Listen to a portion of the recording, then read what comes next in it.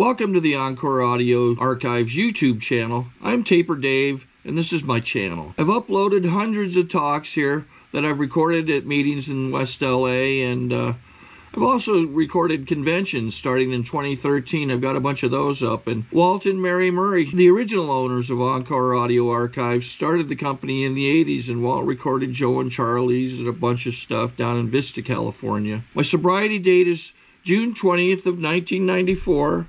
I hope you find something you like, so please like and subscribe to my channel and comment down below. If you want to hear something that I don't have or that you don't see, I'll see that I get it. Anyways, take care and have a great day if you want to. She makes it real. She knows the big book front and back. I can call her at any time of the day or night. She answers the phone.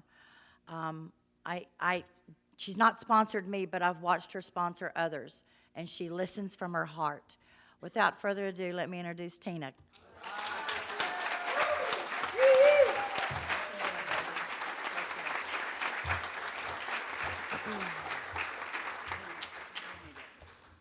Good morning. My name is Tina, and I'm a grateful alcoholic. Are you guys awake?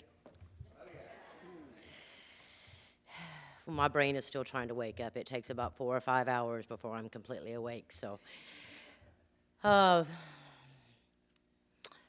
the grace and power of a God that I tapped in to through the 12 steps of Alcoholics Anonymous, I have the gift of sobriety, and my sobriety date is August the 22nd of 2000. For me, that's a long time.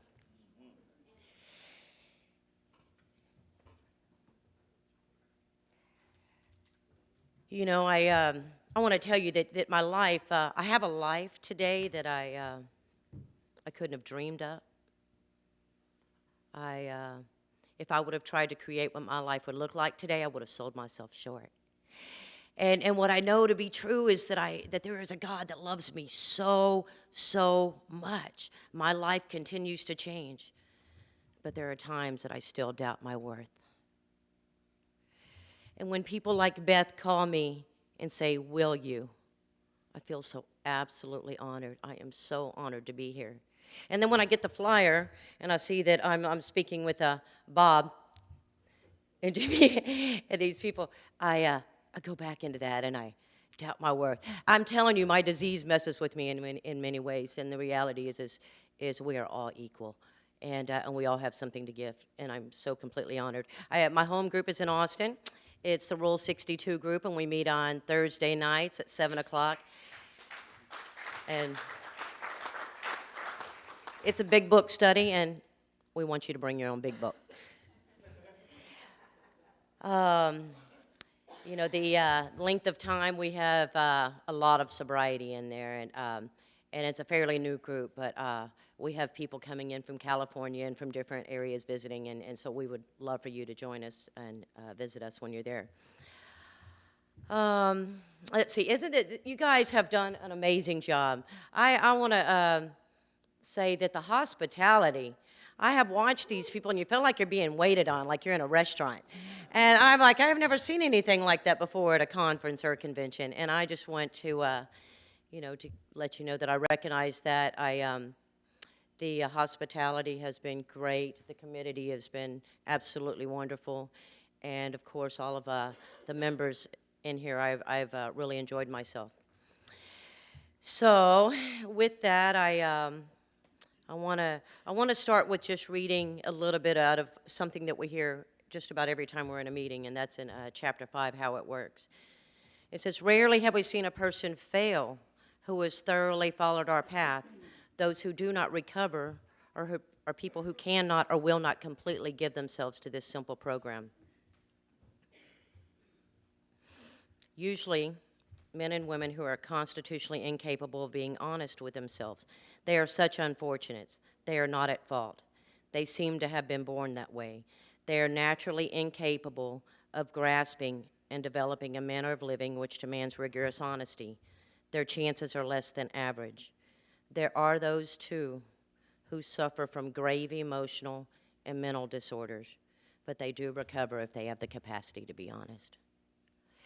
And I want to read that because, see, I come in here and I suffer from grave emotional and mental disorders. And you put alcohol in somebody that has grave emotional problems, watch out.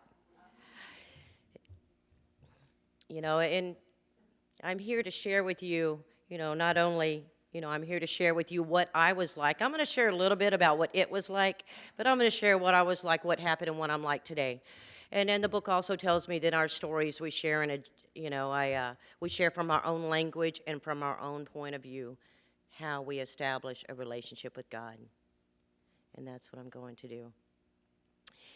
I don't believe that I was giving much of a chance at life. I'm sure that when I was born perfect and pure. But I was born into a family where they were having a lot of problems. I mean, growing up in that environment, the only thing that I remember seeing was sex, drugs, and violence. And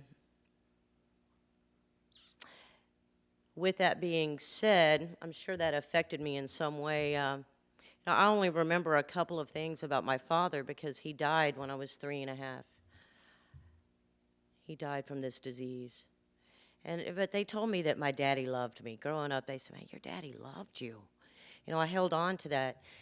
So what I was like, I remember I was just full of fear from a very, very young age. I wanted to feel safe and secure, and I didn't. And my mother was suffering from the same thing. And growing up, I just wanted to feel okay, to feel safe, and I didn't, so I was full of fear. And, I mean, you never knew. I mean, you just never knew what was going to happen. My stepfather came into our life, I think I was the age of 4 or 5, and, I remember seeing a gun in his hand often, and there were many times I saw a sickle in her hand. And I want to tell you, those weapons weren't for people outside of the home. So I'm sure watching the things that happened affected my psyche. And, I don't remember this, but they told me that my father, before he died, he introduced me to a natural herb. And I was 2.5 years old. And they said I ingested that, and I ran and got on my rocking horse, and I just started rocking away. And my grandmother says, I must have, something happened. It looked like I liked it. I don't remember that, but I know my stepfather came into the picture when I was 4 and 5 and gave me the same thing. And so at that age, I remember that I got a positive response, attention from those people because of how I could ingest it like the other adults did. And that's all I knew. I was raised in that environment, and that's what I did. When I went to school, I just wasn't like the other kids. And while they had hopes and dreams and they wanted to go play PE and they were doing well in school, that wasn't me. I was terrified. I didn't feel like them. And I had no hopes. I didn't feel okay playing PE, so I'd go off into the auditorium and do what I know how to do best, and that was do that. I want to tell you that before getting here, there was no power greater than me except for the law enforcement. In my mind, today I know that alcohol was my master. I had a learning disability. I tried very, very hard to retain on how to spell words and math problems, and I couldn't get it. It would not stick. And of course, in the home environment, I don't remember being able to really study or get much help. So in 7th grade, there was, I know I don't only have a 7th grade education, but I was a straight F student. But there was one class that I remember making an A in, and that was art. And, I felt good about that. But the reality was that school wasn't for me. It's like, why keep trying to do something that's not working? And so, I dropped out of school. It just wasn't for me. I went to doing what I know how to do. And there was a time that I realized, I know I ingested alcohol at an early age, I'm sure sips here and there, but looking back, I can remember when I first remember it did something for me, and I think I was at the age of 13 years old. Now, I want you to know, I was that kid that walked around with my head down. I was picked on a lot. I mean, I know I'm wearing heels right now, but reality, I'm 5'3.5". As a kid, I was very little, petite, and I think the other kids could sense that that I was full of fear. So I was picked on a lot, and I want to tell you, my brother and I would get dropped off at the skating rink sometimes on the weekends. And I remember this girl, she looked like a bulldog or something, and she picked on me a lot, and I was terrified. Somehow in my mind, I thought if she put her hands on me, I was going to die. And I can't remember a whole lot, but I do remember this particular night that I ingested alcohol before I went to the skating rink. And I remember this girl walked up to me, and she tried to intimidate me in the way that she did, and I didn't bow down, and I didn't run away, and I didn't cry. I turned around, and I kicked her ass. My mind remembers that alcohol did for me what I could not do for myself. See, without it, I am full of fear. Without it, I can't even get out there on that skating ring and skate with the other kids. You know, and I want to be a part of, but I have so much fear. Alcohol was a power in my life that was miraculous.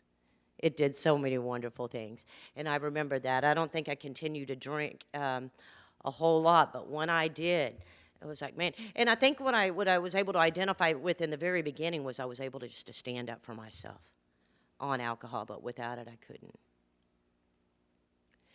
At the age of 15, at the age of somewhere in there, I remember being at a party and drinking, and I'm going to tell you, like I said, you put alcohol in someone who has grave emotional problems, watch out. It's like I started at a very young age having some severe reactions to alcohol, and I remember the handcuffs going on my ankles and my arms.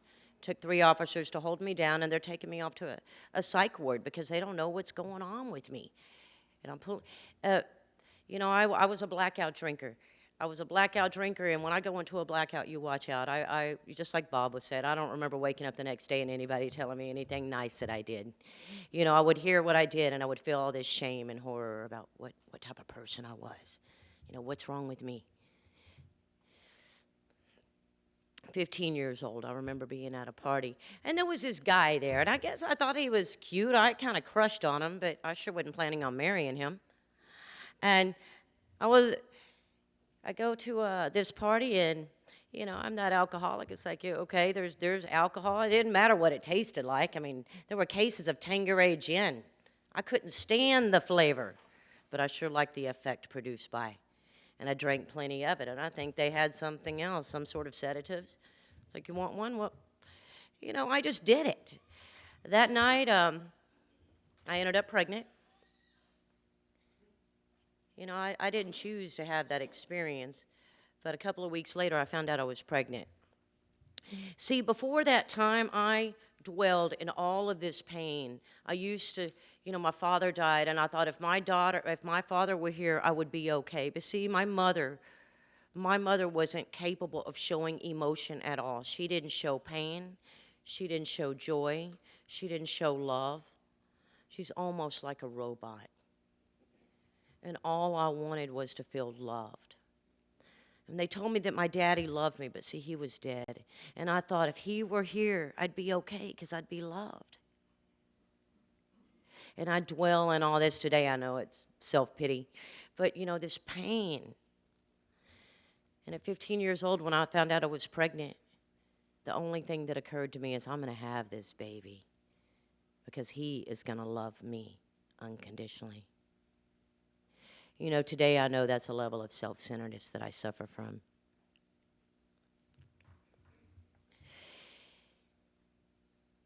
You know, and there were people that tried to talk me out of having that baby, but it was like there was no second thought. I was having that baby.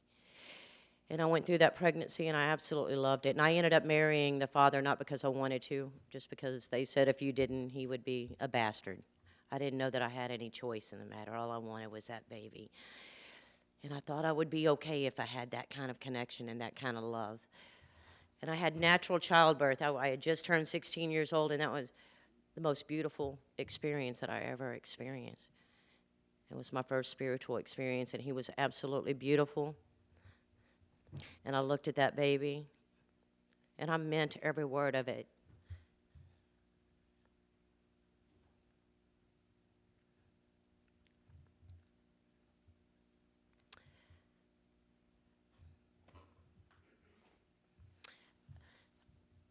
I was going to protect him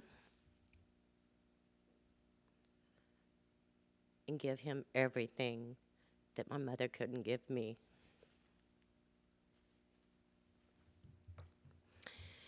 So we went home. Within a 5-month period, within 5 months, I did my wifely duty twice. I ended up pregnant again. I wasn't too excited about having another baby, but I did, and my daughter Cassidy was born, and they're at the day 14 months apart, and she was absolutely precious. And I looked at her and I told her the same thing, and I meant it. I really wanted to protect them and love them and be a good mother. You know, the book tells me that we have moral and philosophical convictions galore, but I could not live up to it, even though I would have liked to. At 17 years old, I left him, and my grandmother stepped in to help me parent those children. And at that time, you know, the legal drinking age was 18, and how I was able to convince them I was 18, and I started going out and buying alcohol. And I want to tell you that I have never been able to control the amount I take. You know, what it looks like for me when I go out drinking, I may plan on being back at midnight, but there is no telling what time I will show back up. And, you know, alcohol did amazing things I would go into because, see, I'm now, you know, I'm wanting to live like an adult. You know, I've had these children, and I go into the clubs, and I'd see these people dancing. I mean, they're having fun, and I want to do it, but I am terrified. I have all of this fear in me. So I have to sit there, or I want to shoot pool with these people over here, but I'm terrified. But, you know, so I sit there and drink a little bit, and I start to loosen up. I drink a little bit more, and I have the courage to get on that dance floor and dance with you. I drink a little bit more, and I have the courage to get up on this table and dance for you. I mean, alcohol just does amazing things for me. It's like without it, I feel like I'm a dwarf, but on it, I feel like I'm 10 feet tall and bulletproof. At 18 years old, the other thing is I drove better. You put alcohol on me, and I'm a better driver. I like to drink and drive. But other people didn't like it. Yeah, at 18 years old, I got arrested for my first time in Harris County. I had my first DWI, and I remember standing down that hall. It was a hall with, I don't remember how many women, but there's several officers, and we are butt naked. And I was so humiliated, so embarrassed to be standing there like that. And I told myself that I am never going to experience this again. I am never coming back here. You know, it was just very humiliating to me. And I get out of there, and they send me. They want me to go get some evaluation to see if I might be an alcoholic. Well, all the signs showed that I was, but in my mind, alcohol was doing wonders for me. I remember I was introduced to Alcoholics Anonymous at 18, and I walked in, and all I remember hearing was God and the word powerlessness. I was like, that isn't for me. Alcohol made me powerful. Alcohol was the power in my life that made me somebody. And I surely didn't believe in a God. And, and not only did I have that DWI, but I ran a red light and I hit a car and some people got injured. What happens in my mind, see, I feel all of that initially, but then I get out and my mind forgets that. Very quickly, my mind forgets not only the pain, the humiliation, the suffering for me standing there butt naked, but the impact that I had on the people that I could have killed. I mean, I forget it so quickly, and I go back to doing what I do. Well, I want to say that since I had no had no education. I didn't know what I was going to do with my life. I had to find a job. And at 18 years old, somebody offered me a door-to-door sales position. And the first day I went out there and I knocked on some doors and I couldn't sell anything because, see, I'm full of fear. I don't have the confidence to talk to people. But that second or third day, somebody offered me a beer. Well, that night I became top salesperson. Not only of that night, but of the week, of the month, of the year. I mean, alcohol made me somebody, and I, was winning trips, vacations, but without alcohol, I couldn't do it. At 19 years old, I was at a party, and they were doing something I'd never seen before, but, they offered it to me, and I was like, sure, I'll try it. Well, the first couple of times and this is a white powdery substance that they did something with and mixed it with some ether or something. I don't know what they were doing, but I think the third time I must have done it right, and I had an effect produced by that. And what I noticed is I was able to stay up longer, party longer. I mean, it's all about partying for me. It's like that was the only way that filled this hole, this emptiness that's inside of me. And since I like sales so much, I mean, at 19 years old, I am like locked up, arrested, facing 2 delivery charges, and they're telling me I'm going down for 10 years. I mean, this happens within 6 months. I was naive. And the only thing I can think about when I'm locked up are those 2 babies. Those children need me. And of course, I want to be there for them. And I'm willing to do anything to get out of that sentence because I don't know the legal system yet, but they just telling me I'm going to prison for 10 years. And so I make a deal with them. I'm willing to do certain things to be free of those consequences because I can't imagine being separated from my kids. And I get out, and I make the phone call for a couple of days, and I quickly forget about them, and I go back to doing what I'm doing. I forget about my kids. I forget about everybody. And I lived this life for a very long time where I was, had to live under aliases and, illegal names, and I was even getting arrested under those names, and they didn't even know it. And all I know is that I pick up, and the only thing that'll separate me from the drink is the law enforcement. And when I got here in 2000, I am facing 10 to 99 and 25 to 99 years in prison. I have been on probation or parole all my life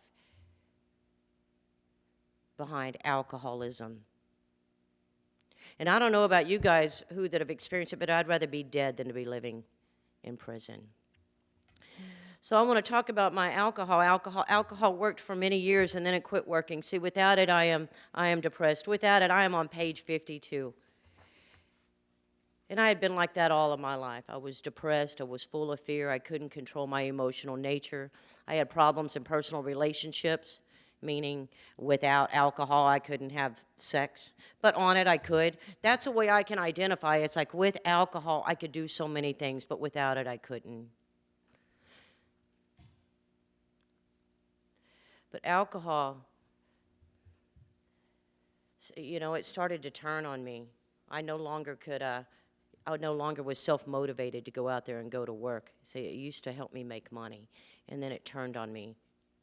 And it turned on me. Not only was I violent when drinking, and, my kids were terrified when they would hear my car pull up because they didn't know what they were going to get when I walked in the door.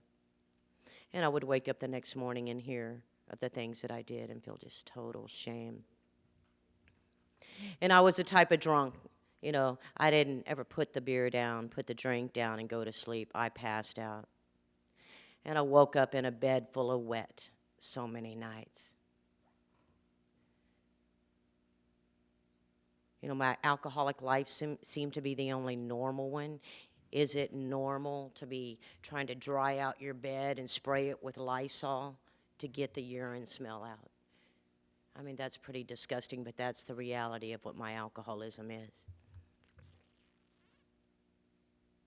It got to a point where I had to wake up in the mornings and add some alcohol into my coffee to get going. And so I was pretty much that person that had alcohol in my system all the time.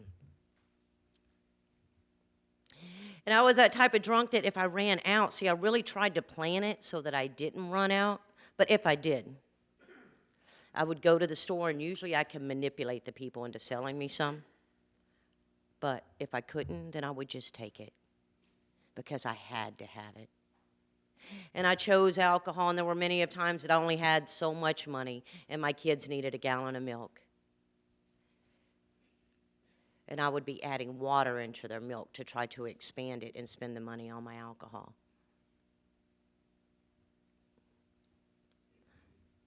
My daughter wished that I were dead. She did. You know, my son told me that I was like a monster in their life. And I didn't know what was wrong with me. You know, even though I have family members that suffer from the same thing, they thought I was worse off than them. And I don't understand that. It did. It just looked pretty bad. You know, and I'm locked up in 1994 for a year and a half. And before that, there was another time that I was locked up. I was in prison. It was for a short term, and sometime in the 80s. And I remember they had a recovery dynamic class. That's what it was called, recovery dynamic. So my thought is, I'll go take this class, and I'm going to be okay. And I go take this 6-week class, and I remember they wanted me to write a life story. Sure, write a life story. Talk about me. That's going to fix me. Well, I get out of there. I'm thinking this, you know, they say it's going to work. It's going to work. I get out. I don't go to meetings. I think, you know, now I know what the problem is. If it gets out of control, I know where to go. Well, sure enough, it starts off. You know, I mean, it always starts off with a drink. With my mind thinking it's going to be different. I'm going to be able to control it and enjoy it. Fear of those consequences are going to keep me from picking up again because I'm not going back to prison. You know, I get out with great intentions. Every time I get out, my intentions are great. I want to get a job. I want to be a good mother. I want to take care of my kids, and life starts to look better. But eventually, my thinking changes. You know, it's going to be different this time, and I pick up, and it progressively gets worse.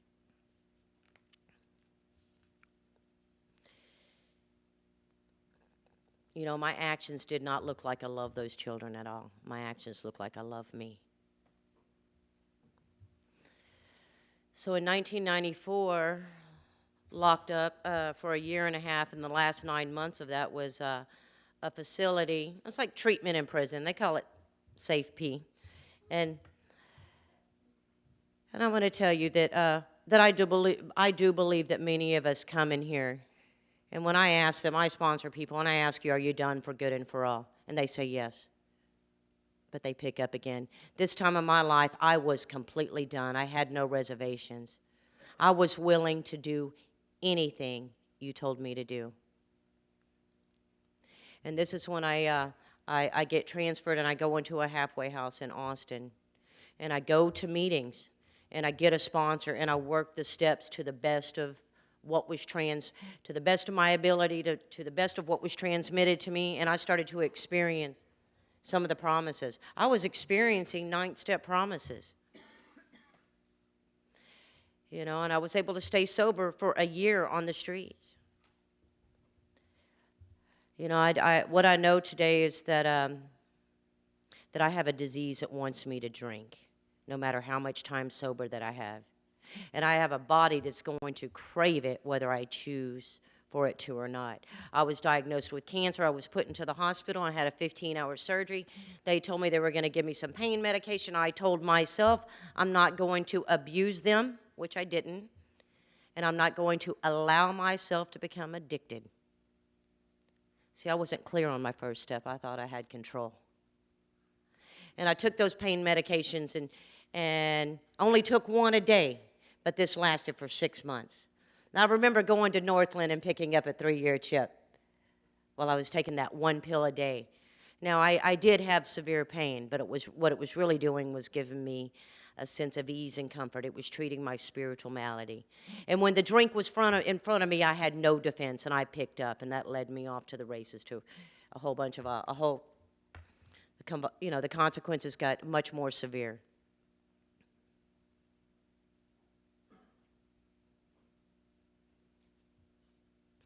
There have been so many sufficient reasons why I should stop. You know, if I were to get, if the doctor were to tell me that I were to die if I didn't stop, I am the type of alcoholic that cannot stop.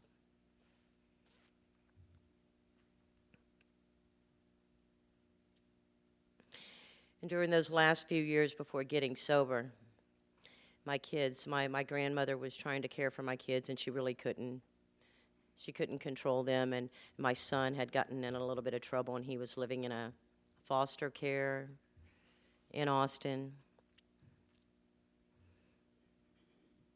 You know, and I really couldn't emotionally handle the fact that that's where my kids were, in detentions and foster care, but there was not a thing that I could do about it. And I was living the life that I live, and I was hoping that it would take my life. And see, I couldn't stand to be sober for any moment, because then I was really going to have to feel those feelings. And my son was 15 years old, and I get a call, and I learned that he ran away from that place that he was in, and that he was living out on the drag in Austin. Even though I don't want my son to see me, that mother wants to go and find him. You know, I mean, I'm living the underground world, and I do not want to be seen by anyone who loves me. But I go down there, and I don't see him right away, and I ask some guys on the street, and I describe him, and they're like, "Oh, Cricket." And so I learn he has a nickname, Cricket, like my son. And I found him, and he was 15. It was a day before his birthday, and I'm trying to encourage him to go and do the right thing. I so much did not want my kids to experience in the life that I did, so I was trying to encourage him to do the right thing. It's not going to be that bad.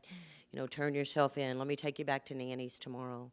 My grandmother, and he said, "Okay, I'll go to Nanny's tomorrow." He said, "But not tonight." That night he wanted to live, and he wanted to experience his freedom out there on the streets. And on his 16th birthday, I went down on the drag to meet him at noon. And I'm going to tell you that it was amazing that I made it there at noon, because I can't keep time. I go and drink, and I say I'm going to be here, and I cannot show up. I can't tell you when I will show up. I arrived on time, but he wasn't there. So I asked some people on the drag, "Do you know where he is?" And they said, "Oh, yeah, he took off with a group of guys, and he hopped a train. They're taking off to Vegas." And I want to tell you, at that moment, all I could feel about is my loss.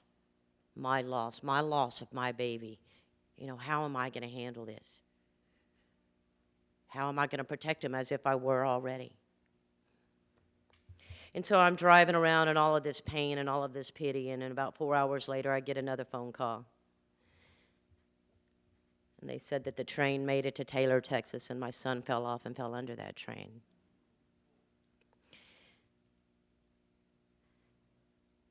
And at that moment, I don't know what information, what type of news would have been better.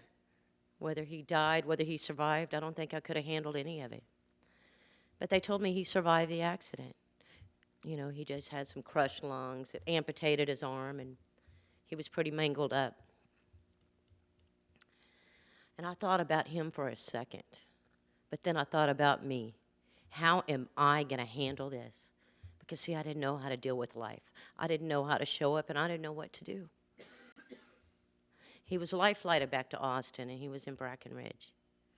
And I show up at that hospital, and I look at him, you know, and he needs me. He needs some sort of support, and I can't even really hug him because I feel so toxic.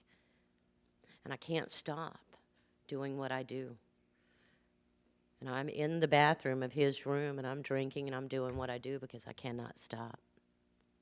And I run out. And I leave, and I plan on being back in 45 minutes. And 3 or 4 days pass. I don't make it back.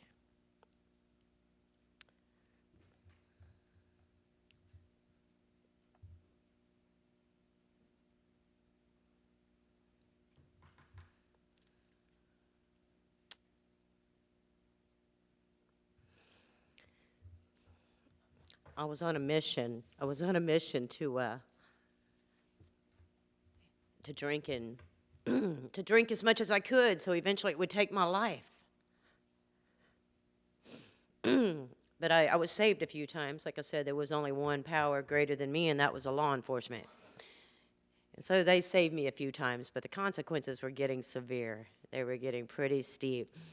And I could not get out and live up to what it was that I was supposed to live up to. I could not stay sober, no matter what.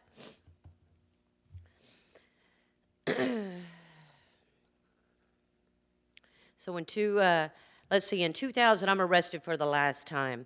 And this time I'm in there for 4 months.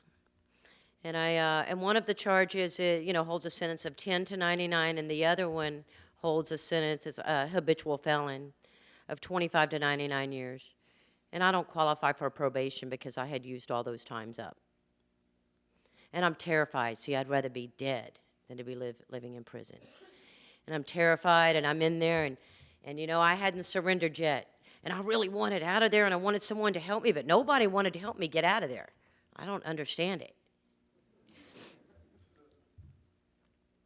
But I finally met someone in there that was willing to help me get out. Well, anyway, I finally get out on this certain type of bond, and I'm on a house arrest. And I'm supposed to report to someone every day. I want to tell you that I did not plan on it, but within the first 24 hours of my release, I was drinking again. I had never planned on it. And in my mind, I'm going to get out and do everything that I absolutely can to prove the judge that I deserve to be free. And I'm drinking, and some other stuff was brought in, and for 12 days straight, I could not stop, and I'm locked up in this apartment, and I'm going absolutely crazy because I can't stop, and I'm not going to be able to report to these people. And I finally run up to a facility, a treatment facility, and they said, we can't get you in today, but come back in a few days, and we'll get you in. Well, see, for me, it's like when I show up, you better take me because I don't make it back. And I'm desperate for my life. I can't stop. I don't really want to live, but I got these consequences, and I think I was definitely doing it for the wrong reason. But anyway, I made it back. I made it back on the 21st of August in 2000. And I went in there, and I went to detox. In the first few days when you're in detox, you're medicated, and you're just sleeping. I didn't want to wake up. I wanted my life to be a bad dream. I could not emotionally handle what I had created. And after a few days, they put you in with the rest of the people, and you have to interact with people, and you have to go to groups and meetings, and I just was not feeling any of it. And I was not interested in prayer. I wasn't interested in anything. I'm going to tell you, I just wanted the pain to stop. I wanted the consequences to stop. I wanted those felonies to go away. I wanted my kids to be okay. I was not interested in meetings. I'm going to tell you guys, I am not here because I was interested in friendships or being involved in any type of organization. I had no desire whatsoever. I was not interested in a spiritual life, prayer, at all. As a matter of fact, what you guys had was not appealing to me.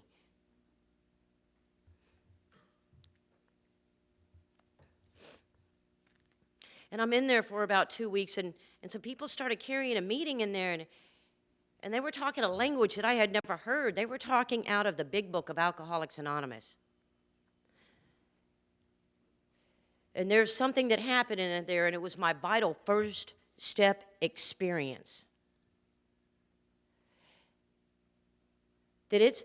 See, all these times that I think I won't drink again, that's the delusion. See, I got to this place to where I know I will drink again. See, I am the problem. I am restless, irritable, and discontented. I mean, I could be that way today. If you see me sitting there, you may have seen me sitting over the weekend shaking my foot. The reality is if I don't have a solution to me, I will drink again. So I got the first part of step one says I admitted that I'm an alcoholic. I am powerless over alcohol. That's once it's in my body. See, I was clear that once I started, the only thing that would stop me was the law enforcement. But that's not my problem. What about before then? I am powerless over alcohol when it's not in my body. See, I have a mind. I have a mind that will lie to me and tell me it's going to be different. I have a mind that lies to me, and I have a body that shows me I can't control it. And I have a spiritual malady, and if I don't have a solution to me sober, then I will drink again. But I had this experience, and I saw hope. I'm going to tell you, when I was a kid and growing up, it was kind of dim and dull and gray, always, unless I put alcohol in me. It was never bright outside. That's that depression that I suffered from. But while I was in treatment, I had this vital first step experience, and it got bright. I had hope for the first time in my life, unlike anything that I ever imagined. And I didn't know what the future held. But I heard them say, rarely have we seen a person fail who was thoroughly followed our path. I want to tell you guys that I held on to that. There was a big part of me that believed it would not work for me. I didn't think I was smart enough. See, I had a really hard time pronouncing words and comprehending the literature. And I just thought I wasn't smart enough to get it. And I would go in meetings, and they would want me to read, and I couldn't read. I was so ashamed because I couldn't pronounce, anonymity. Didn't know what it meant, autonomous. They were saying all these big words. I mean, that didn't make sense to me. And I want to tell you that when I first came in, too, I was so afraid of you guys. The ego works in miraculous ways. It really told me that I was not good enough to be in Alcoholics Anonymous. And I was so afraid that you guys weren't going to judge me because of all of this stuff.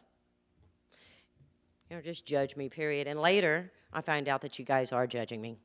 We are the biggest judges, aren't we?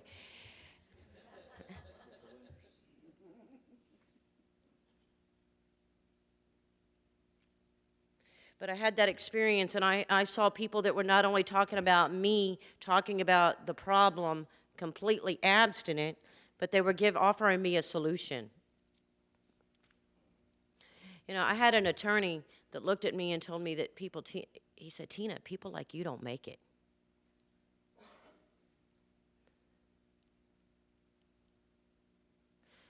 When I was facing 25 to 99 years, a minimum of 29 years in prison, I could not handle that, and I couldn't even allow that to come into my mind. I had to stay focused on the solution. So I got involved with a group, and it was a very small group. I was too afraid of people. If they would have told me, like I said, that even today, if I get called on the spot to read suddenly, I get this paralyzing fear. Or to give out chips, that hasn't left me. But in the early days, I could not speak in front of people, and I could not do these readings. And I couldn't imagine being and having all these eyes on me. So it's miraculous that I can do things like this today. But I stayed close because I believe that it says those who do not recover are people who cannot or will not completely give themselves to this simple program. And I was willing to give myself completely to this program. And so I started going to meetings, and I would sit in the front row, and I would listen, and every speaker and everyone that shared, I listened like my life depended on it. And I took the direction. If you were sharing something and it was working for you, I was going to try it. And I remember them telling me that I heard someone say, I don't care what you believe in, get on your knees and pray. Well, I got on my knees and prayed. I had that first step experience, and I was willing. So did I come to believe? I grew into believing in a power greater than me. I started to see that, my first identification was law enforcement was a power greater than me. Then I was able to see that alcohol was really my master. And I was able to see that I was paralyzed and driven by fear all my life, that was a power greater than me. There were many powers greater than me. And I come to and I make a third step decision. I offer myself, all of me, to this God that I wasn't really sure that I believed in, but I was willing. And there were people in my area that were practicing two-way prayer. And I was practicing this two-way prayer. You guys ever heard people say they hear God? I mean, I heard people say they heard God, and I thought they were tripping. How do you hear God? I had a few months sober, and I started to hear God through my own voice. And what I heard was, Tina, you're not who you think you are, and you're not what others think you are. You're a perfect child of God, just broken. Within the next couple of minutes in that same setting, I heard, if you focus on what the real problem is, you will never spend another day in jail. And I believed it. And the real problem, as I saw it, is that I am selfish and self-centered to the core, and that my actions don't show the people that I say I love, that I really love them. My actions look like I only love me.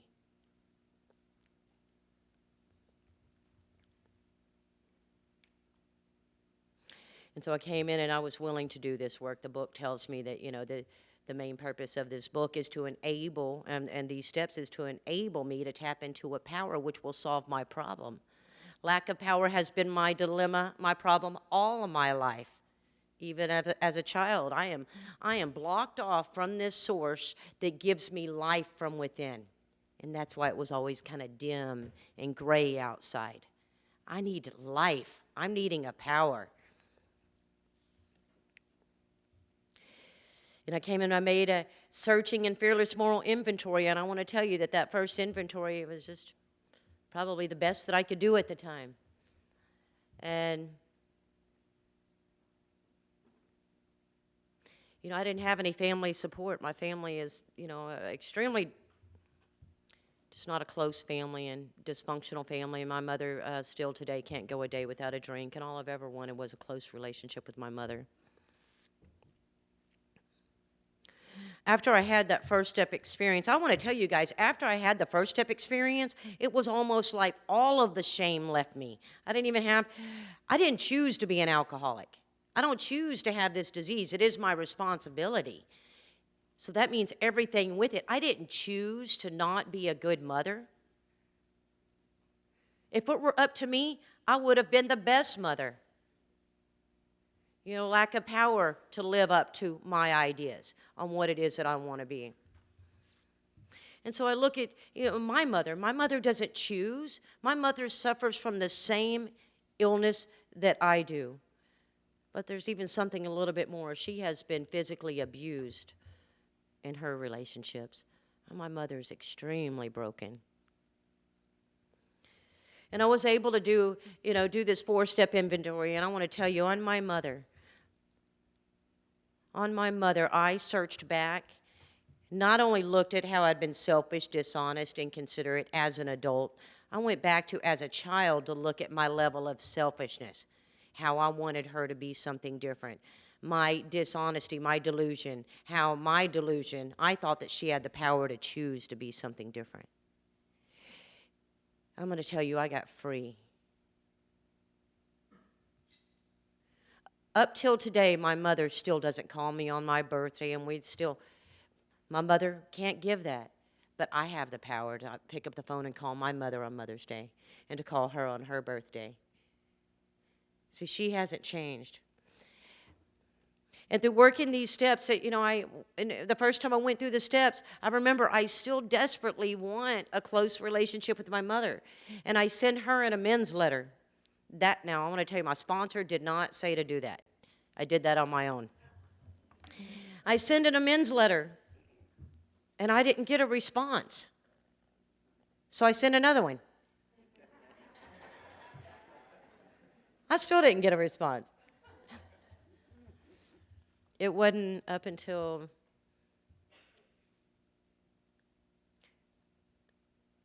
I don't know, 8 or 9 years sober that I was able to make direct amends to my mother. See, she wasn't ready.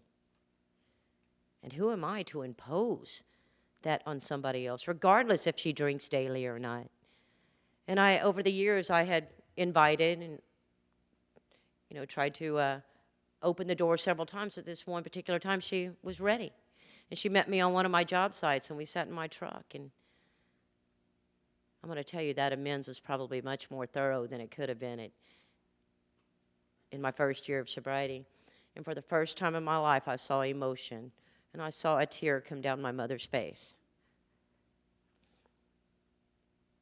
And that meant so much to me because I've never seen her show any emotion whatsoever. And so things have changed. You know, I do get to see her from time to time, but it's not a real close relationship, but I understand she's kind of secluded in her own little world, and that's what she needs for herself. In making amends, I'm going to tell you that most of my amends went pretty well. I remember I had to meet up with an employer in Houston. They had put down a couple of $1,000s on a deposit, a down payment on a car for me. Plus, I had tons of cell phone wireless equipment. I used to sell. That was the business that I was in, and you know, and I stole all of that for alcohol. And there was a time, you know, and I was locked up, and I didn't see them for several years. And when I had to go make face-to-face amends to them, they just smiled at me. And it was like they knew. They knew what was going on. And the only thing that was important to them is that I keep living this life. And they didn't want me to pay $1 back to them. Financial amends. When I got out of treatment, you know, I went to work at Goodwill for $7 an hour. I had no skills. I didn't know what I was going to do with my life. I'm a habitual felon. You just can't go get, not even a door-to-door sales job you can't get anymore these days since 9/11. It's pretty difficult to get. So, you know, I'm grateful to be working at Goodwill for $7 an hour. I knew it was temporary, but, you know, I was grateful to be there. And then I went to work at Home Depot for a little while. You know, during that time, I was still had my court stuff going on, and I just kept working this program, and I started to make some financial amends. It's like you land somewhere, you get your driver's license, they start finding you, the creditors.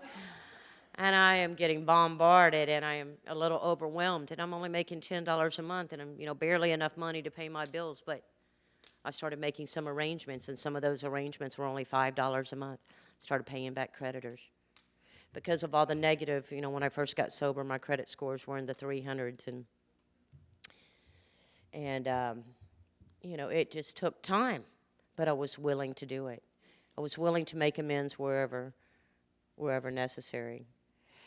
And eventually, as things changed in my life, I was able to negotiate the best deal possible, you know. But in the beginning, there was not a whole lot of negotiating. I could only do this small amount. But eventually, all of those creditors went away.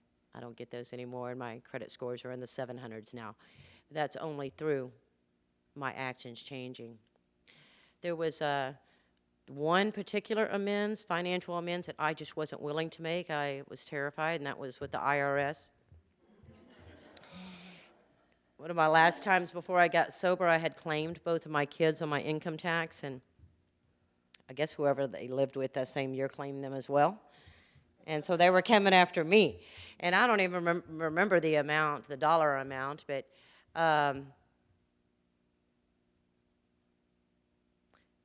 eventually I had the courage to pick up the phone and call them and be willing to pay back whatever it was. And whoever was on the other end says, well, I'm not sure what you're talking about. I mean, this had been going on for 4 years. They said, well, somebody must have taken care of it. So I'd been living all these years with fear of that. And when I finally had the courage to call, it was not even there anymore. Miraculous things have happened. So I hold true, and within this first year of sobriety, you know, I held true, and every now and again, fear would try to come in my mind that I'm going away for a minimum of 25 years.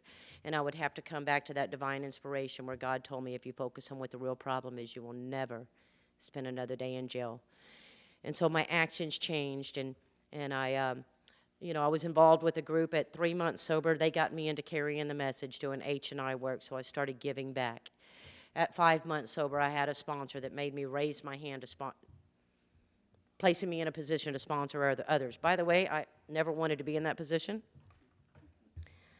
I had this idea, once I became a sponsor, I was supposed to also be your counselor, and I was not qualified for that. What did happen was eventually I thought I was qualified to be your psychiatrist, though. Well, I started diagnosing everybody.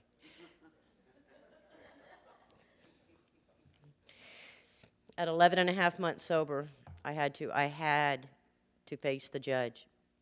And my attorney's like, God, Tina, something is happening in your life. He goes, but the DAs, they weren't willing to drop a whole lot. See, they didn't look at me as an alcoholic. They looked at me as a drug dealer. Well, that's because I was one. And they wanted me to do some time. And I had so much faith in that divine inspiration that I patted my attorney on the back. And I said, David, don't worry about it. I said, God's in control. And I believed and had so much faith in that. A week later, I had to show up and face the judge. Not one family member was there. I didn't have them, but I'm going to tell you, I had the people from the rooms of Alcoholics Anonymous that were there and had written letters in my behalf and who believed in me and what was happening. And what was happening in my life. And the judge waited for me to be the last person there. He took some time to read those letters, and he said, something is happening in this woman's life, and I am not going to send her to jail. And he override the DA's decision. And I was granted 2 10-year probations, even though I didn't qualify. And one of them was habitual, meaning one screw up, he told me it's a minimum of 25 years in prison. I was granted another chance at life that I didn't deserve, and I want to tell you that I have not taken that day for granted. And I lived those 10 years not one time in fear of getting in trouble. I just lived in the solution of Alcoholics Anonymous. And I was able to discharge both of those probations in 2011. And so I've been a free woman for the last 2 years, since I've been 18 years old. You know, and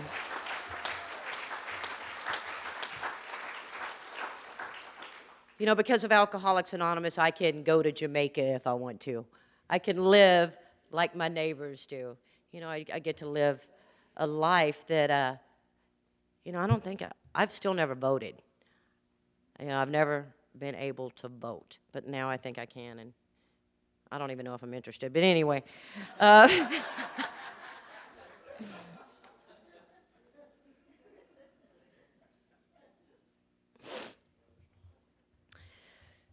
going to tell you that in Alcoholics Anonymous, you guys have taught me how to live. I mean, I am truly growing up. I make huge mistakes, and I step on people's toes, and I may have stepped on Bob D's toes a couple of years ago when I went to one of his conferences. You know, I do things. Sometimes I'm blinded to myself. You know, and I really thought that when I came in here, I was going to work these steps, and I was going to be free of defects of character, and that all you guys were going to like me. And that's what I really wanted. And the reality is not everybody's going to like me. And I do things sometimes, and I really, you know, if it were my way and I had the power to change me, I would be free of defects of character. But I'm going to tell you, it says, you know, the book says, you know, that God removes from me what needs to be removed. Some of the things that I keep they're assets to be able to help somebody else. You know, it's amazing. You know, I had all of these old ideas, and then it changes as I'm here. You know, this spiritual life is not a theory. It is something that I live. You know, and at some point in my recovery, I was introduced to a book that I think they gave people in the early days of AA. And I started reading that book, and it's a hard read, but I can read that book today. It was about 4 years, I was 4 years sober before my mind really started opening up and me being able to transmit the big book of Alcoholics Anonymous. But today I don't feel uneducated. You know, the miracles that have happened, I've been given a life. So not only was I freed and didn't have to spend another day in jail, but I wouldn't have known what God had in store for me. You know, and doors opened up. You know, I've been placed in a position to where I don't have to fill out applications anymore for people to judge my past. I've been a business owner for over a decade. Now, it's a small business, but I have been placed in a position where I don't have to fear that anymore. And that is only because of Alcoholics Anonymous.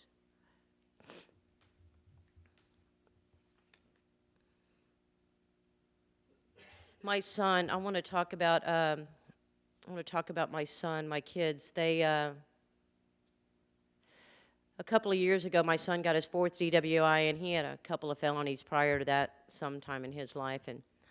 And he, he couldn't see that he was like me at all. His alcoholism looked completely different. But the consequences were getting severe, and, as a mother, at one point he got out and he was on bond, and he told me he was going to take off, and, he wanted to grow marijuana legally. He wanted to go over to California or Colorado and live that life. But he told me he was going to burn his fingerprints and take off, and as a mother, that sounds completely insane, and of course I don't want to lose my son. And I was trying to, and, it's like, Dylan, if you do what I do, you can have what I have. And he's like, I don't want what you guys have. I'm not one of you guys. I don't want to go to those meetings. And, at one point I learned that he started to say, something about, I don't know that I'm going to be able to trust you. I'm not going to be able to share anything with you anymore. At that moment, something shifted in me. How important it is for my kids, adult children, to be able to trust me. And that my job as a mother isn't to impose my beliefs or this program on them. That my job as a mother is just to honor their decision, even if you want to go burn your fingerprints and take off and go on the run. And to love you. I may not like certain behavior, but just to love and honor you, no matter what. And I backed up, and I started, but what I did start doing was incorporating this positive prayer that I learned from this other book. And I started thanking God for his strong relationship with God. I started thanking God for his recovery and for his love for sponsoring people and love for carrying the message. And I started doing this daily. And a few months later, he calls me and says, I kind of wanted him to go in this facility. And he says, Mom, I'm willing to go in there. I'm willing to do anything to save my ass. Now, on the way there, he had a lot of spiritual awakenings on LSD.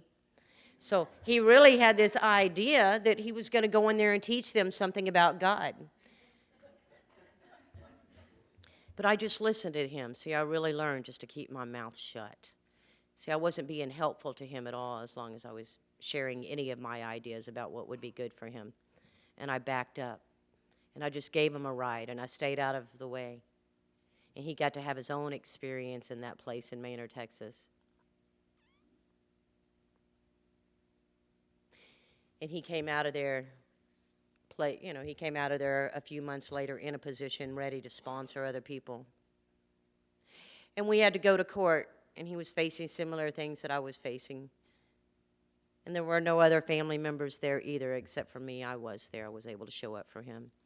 And miracles have happened in his life, and he is free. And I want to tell you that he has 21 months sober now. He's about to start carrying... his love for going out to Granger, these different facilities to carry the message, and now he has a desire to go out to the prisons. And my son calls me his hero.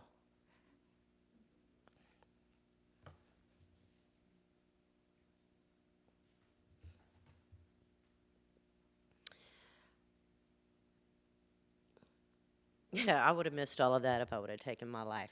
And I'm watching these miracles happen, and about a month after he was granted a 10-year probation, 5 years no driving, about a year and a half ago, I was in this dark place. I was blocked off. I was overworked. The work that I do is physical. It's labor.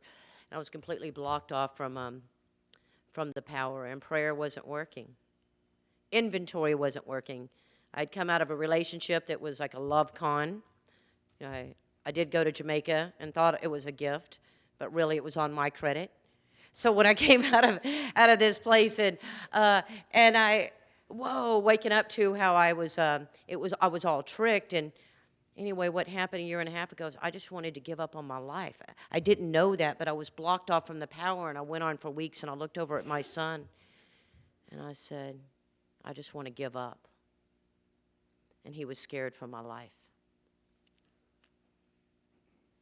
Through that, I had to go, through that I was seeking help. And, there's people in this room that I call. Joe McFadden is one of them. And, there's many of people that helped me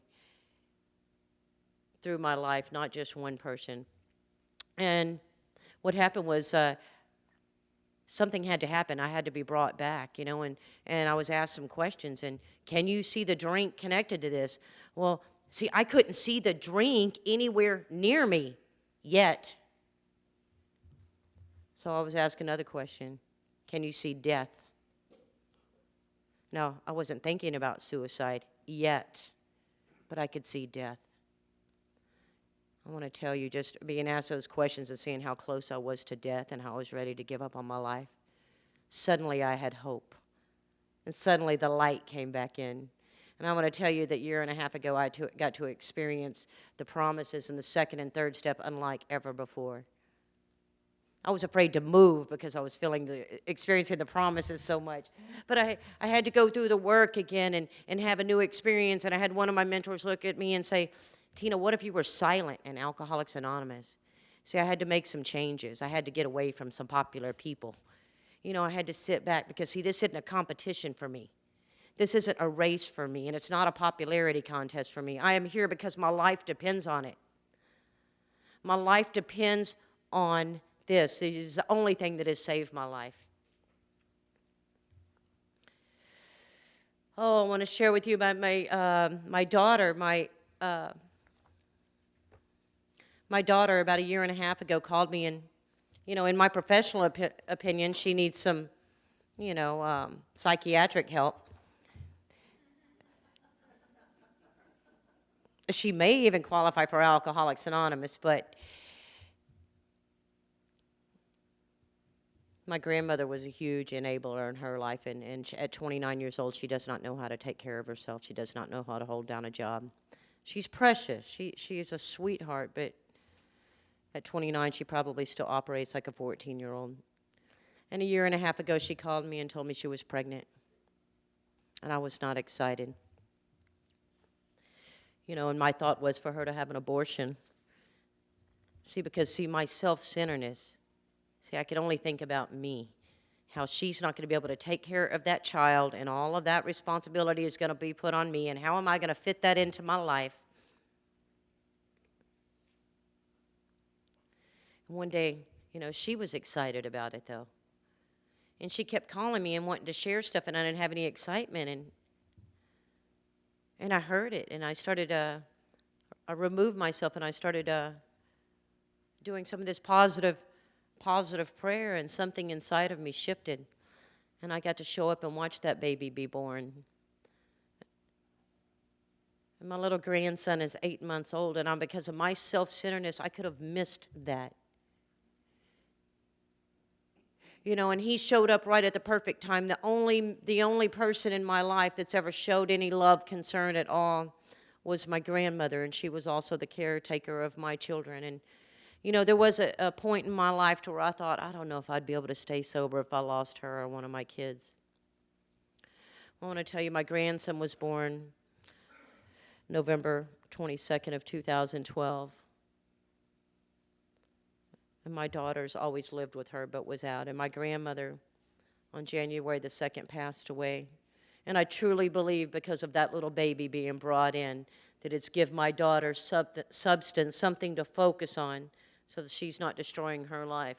And gave us all something to focus on and care for and to be able to grieve the loss of my grandmother, the only woman that has showed any love or nurturing in our lives. You know, I have to thank the people here. Without Alcoholics Anonymous, I don't know how I would be living, because you guys teach me how to be a mother.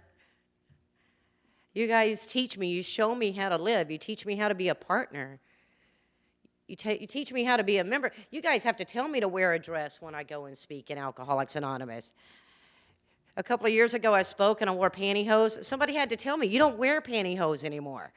You know, I don't know. That's, you know, pantyhose are old. Some people may not have gotten that.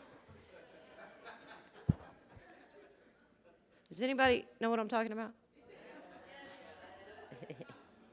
The guys don't. I guess I better go change.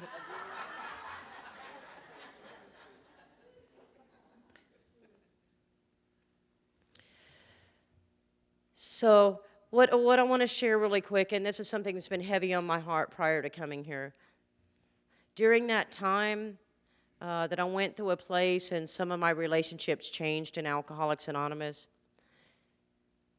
you know, I feel like this is what I personally felt.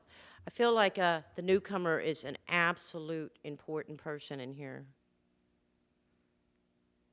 But there are many of us in here that are in untreated alcoholism and dying and may need some help. And people forget that we're important too. And I'm here to tell you that I love you and I think that you're important and that I would love to be here whether you were brand new, 10 years or 30 years sober. And I'm not going to judge you because I understand this is a disease that wants you to drink and it doesn't matter how much time you have. I'm going to share one promise out of the book, this promise and a vision for you, and then I'm going to close up. It may seem incredible that these men and women are to become happy, respected, and useful once more. Well, I never was any of that. But in Alcoholics Anonymous, I am. How can they rise out of such misery, bad repute, and hopelessness? The practical answer is that since these things have happened among us, they can happen with you, should you wish them above all else, and be willing to make use of our experience. We are sure they will come. The age of miracles is still with us. Our own recovery proves that. I am really clear that I'm not the miracle, but that 12 Steps of Alcoholics Anonymous is. And I want to thank you for my life and my recovery. Thank you. Do I stand up here? Do I go back down there? Hey, on behalf of the committee, we want to thank you. Thank you. Thank you. Can I stay up here? I think we got a great talk going on here. Thanks for watching the channel. Taper Dave here. Just curious, do you think this is better than Zoom? Okay, this is how I prepare my drone for launching. I like to do it inside the cab of my truck so I'm not standing outside in the weather. To install the joysticks for control, up and down, right and left, powered on. I have an Android phone that I use to connect it to the drone with. And it's actually controlled through the iPhone, through an app. Oops, wrong way. It's actually controlled through the iPhone, or through this Android phone, through the app. It's actually controlled through the Android phone, through an app, and you connect it through this short connection right here.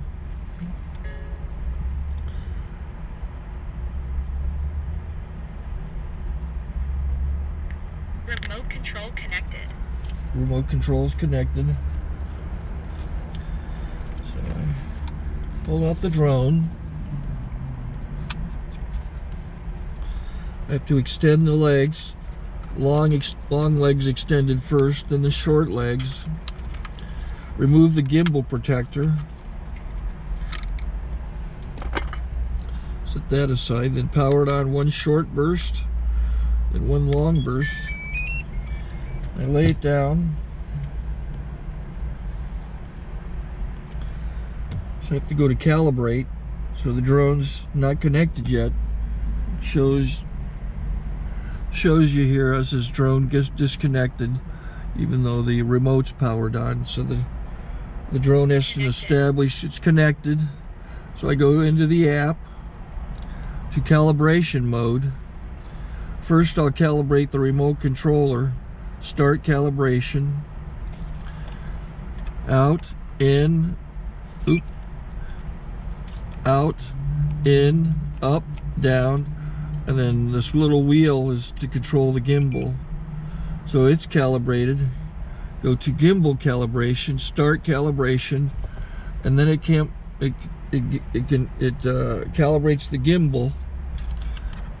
I don't know if that shows up. The gimbal's moving all over the place.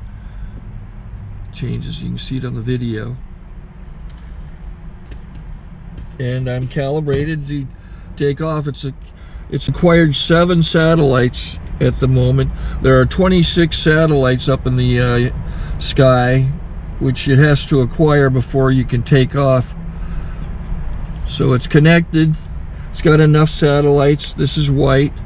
I can go to press this little arrow button, swipe right to take off, and it would start the motors if I slid this to the right. But I'll wait till I get outside. Don't want to do it inside.